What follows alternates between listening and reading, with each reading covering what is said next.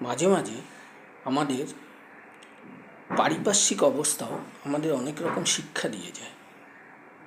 যেমন দেখবেন, এই যে আমাদের রাজ্যে মানে পশ্চিমবঙ্গের বিধানসভার ভোট হয়ে গেল, এই ভোট কিন্তু একটা শিক্ষা দিয়ে গেল যে নিজের পাশের চারপাশের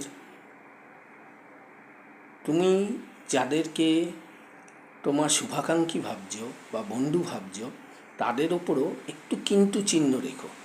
কখনোই কিন্তু ছাড়া তাদের মানে যে রূপটা দেখতে পাচ্ছ, ভালো রূপটা দেখতে পাচ্ছ, সেটাকে গ্রহণ করে নিও না।